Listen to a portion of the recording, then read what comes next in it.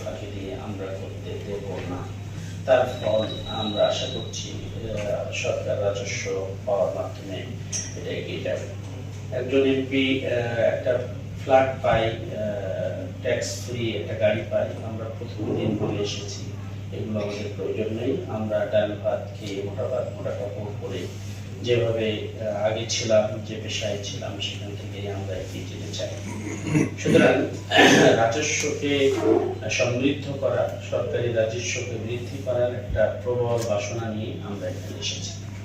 এই বাসনা পূরণের জন্য আপনাদের সর্বোচ্চ সহযোগিতা আমরা কামনা করি। আমরা একটা কথা আপনাদের বললাম, সেই কথাটা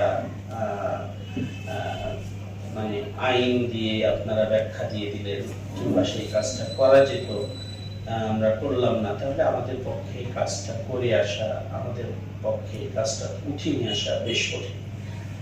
আমরা আপনাদের সাথে এই কাজগুলোকে এগিয়ে নিয়ে যেতে চাই এবং এই কাজগুলোর ব্যাপারে আমরা আপনাদের সদিচ্ছা কামনা করি। আপনারা এখানে চাকরি করতে এসেছেন, শুধু চাকরিটাকে চাকরি হিসেবে আপনারা নিশ্চয়ই নিয়েছেন জনগণের সেবা করা, নিয়েছেন দেশের সমৃদ্ধকে এগিয়ে নিয়ে যাওয়া, দেশকে গঠনের জন্য আপনার সর্বোচ্চটুকু প্রদান করা। যদি শুধুমাত্র চাকরির জন্য যে সকাল থেকে সন্ধ্যা পর্যন্ত কাজ করব এবং দিন শেষে বেতন নেব, তাহলে নিশ্চয় আপনাদেরকে আল্লাহ তাআলা এত বড় জায়গায় উঠিয়ে নিয়ে আসতেন না। আমি বিশ্বাস করি আপনারা আপনাদের এই শপথের কাছে, আপনাদের বিবেকের কাছে আপনারা সবাই খুব সচেষ্ট থাকবেন। আমরা জানি যে সরকারি আরো অনেকগুলো দপ্তর আছে, যে দপ্তরগুলোতে কি কি কাজ হয়, কি বিষয়, সেগুলো সম্পূর্ণ বিষয়গুলো জেনে উঠতে আমাদের একটু সময় লাগে।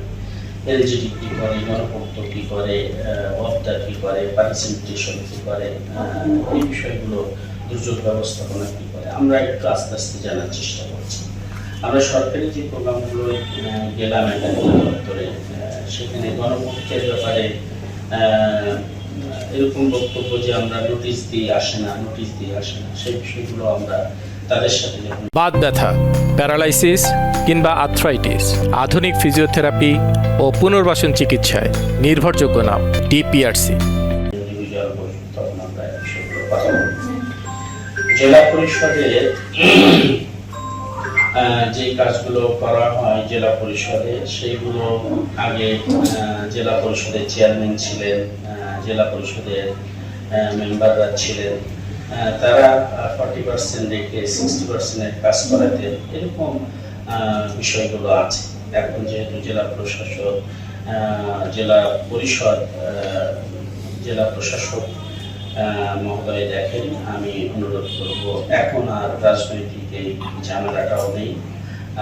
আমরা এই জায়গাগুলো যতটুকু পারা যায়, মসজিদ, মাদ্রাসা, মন্দির, ছোট ছোট রাস্তা, সেই জায়গাগুলো আমরা করার জন্য চেষ্টা করব।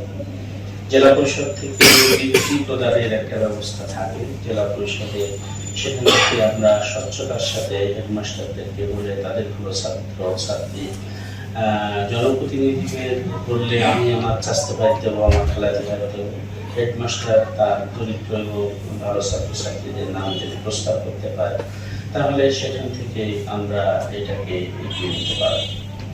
এখানে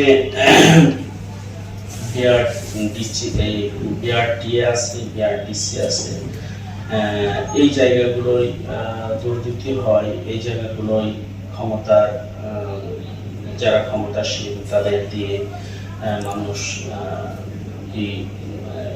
ইনকামের একটা রাস্তা বের করে।